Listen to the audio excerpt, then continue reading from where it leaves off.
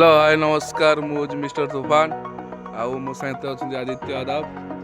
आज आम एमती गोटे जगह जाऊँ सेटा हूँ आपण मन स्पेशल मो भी स्पेशल कारण आम जाऊँ आज बादाम चोरी करने बादाम कौन जो बड़ बड़ गचरे पेस्ता बादाम हुए गोलिया गोलिया भर कला कला बाहर से पेस्ता बादाम चोरी करूँ आपण मैंने देखिए आपण मैंने चोरी करें कारण आम ही चोरी करूँ आपण मैंने जेहेतु भद्र नम्र गोटे संस्कार परिवार रोच आपण मैंने चोरी कले लोक खराब भावे आम चोरी करूँ आम जहाँ करुचु सेटा करनी आम जहाँ करुचु सेटा कर चलो चलो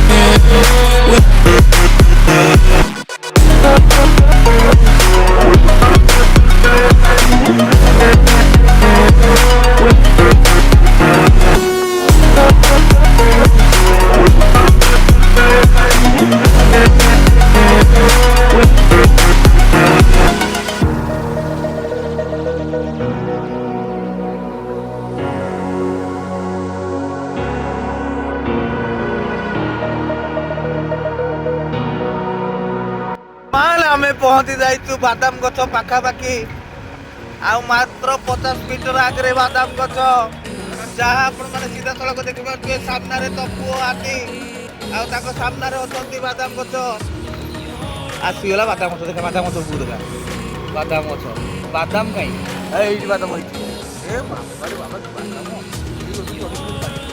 मत केस खाइबी बादाम कहीं ऊपर मत केस खाइबी आज बादाम भाई कौन केस खाई बोलते बादाम पूरा कला कोड करते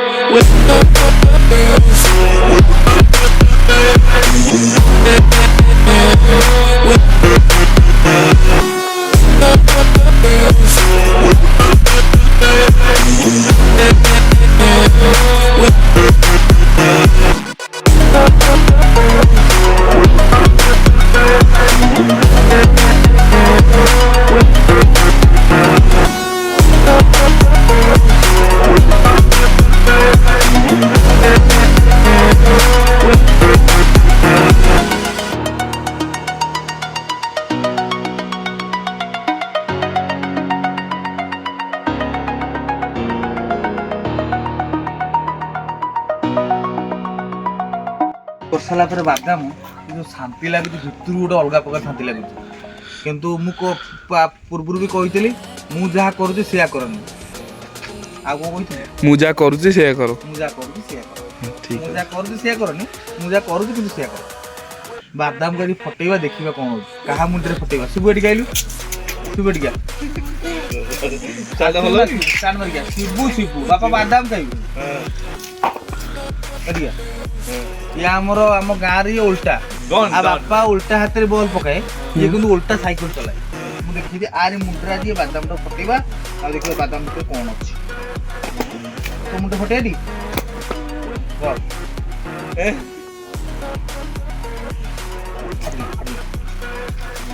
ओह माय गॉड सो सेक्सी गोदी गोलू अलग खाली पानी टाणु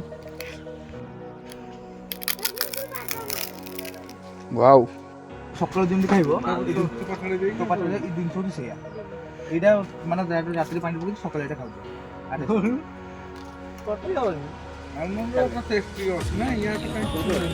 क्या केमती लगुच खाई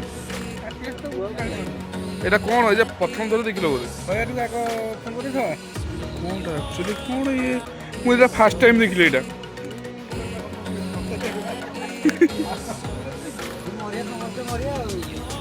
নাই তু বাপর গোটাই বড় পু না আদি এতে কিছু হবনি তো মু গোটে খাই দিছি ହେଇଥିଲା ଟେକା ମାରିଦେଲି ମୋତେ 3 ଦିନ ପାଇଁ ସସ୍ପେଣ୍ଡ କରିଦେଲି ଚାକିରି। କ'ଣ କହୁଛୁ? ହଁ କହିଲେ ସବୁଠୁ ମୂଲ୍ୟବାନ ଜିନିଷ ହେଉଛି ହାଇଦ୍ରାବାଦର ଏଇ ଫଳଟା। ତାଙ୍କର ପ୍ରତିଟି ଜିନିଷ ଚଟଣି ଦୋକାନ ଏଇ ଫଳ ତାଙ୍କର ବାଦାମ ଚଟଣି ହୁଏ।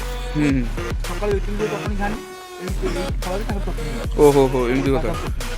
ଏଇ ଫଳରେ ବାଦାମ ଚଟଣି ମୁଁ ସେଇଠୁ ଯାଇଲି ଏକୁ ଖାଆନ୍ତି। ଆମର ଜାଣିଥିବୁ ଗୋଟେ ଫଳ ଆସେ କଦମ ଫୁଲ ବିହାରୀ ମାନେ ଖାଆନ୍ତି। କଦମ ଫୁଲ ଯେତେବେଳେ ପାଚିଯିବ ତାକୁ ଫଟେଇଲା ପରେ ଭିତରୁ ଗୋଟେ ଗୋଲି ଏଟେ ବାହାରେ।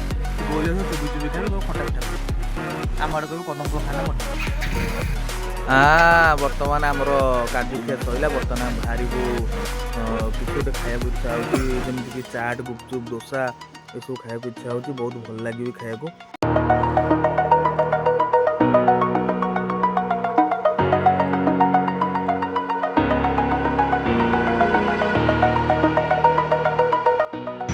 ଗୋଟେ କୋଡ଼ିଏ ଦିଅ। ଆଜି ପହଞ୍ଚିଲୁ ଆସିକି ଆମେ ଗୁପଚୁପ୍ ଦୋକାନରେ। ଭାଇ ବଢ଼ିଆ ଗୁପଚୁପ୍ ବନଉଛନ୍ତି। ଯାହାକୁ କପଡ଼ା କରୁଛନ୍ତି।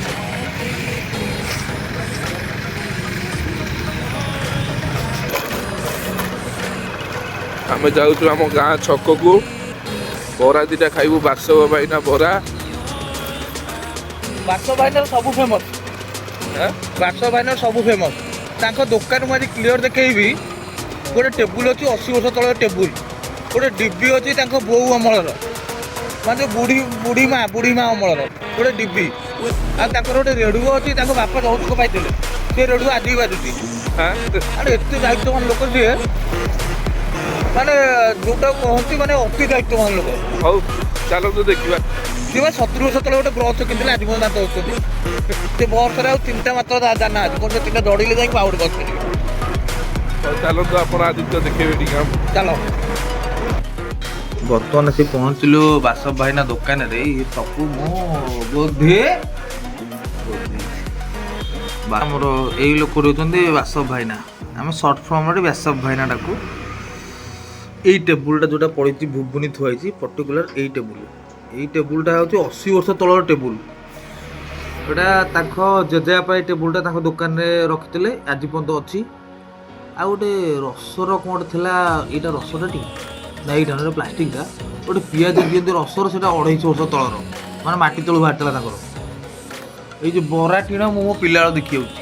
ଏଇ ବରା ଟିଣଟା ମୁଁ ଯେତେବେଳେ ଜନ୍ମ ହେଇଥିଲି ମୋ ବାପା କୁହନ୍ତି ଏଇ ଟିଣଟା ଏଇଠି ଥୁଆ ହେଇଥିଲା, ଆଜି ପର୍ଯ୍ୟନ୍ତ ବି ସେଇଠି ଥୁଆ ହେଇଛି। ଦୋକାନ ଚେଞ୍ଜ ହେଇଗଲାଣି କିନ୍ତୁ ଟିଣ ଅଛି। ଆଉ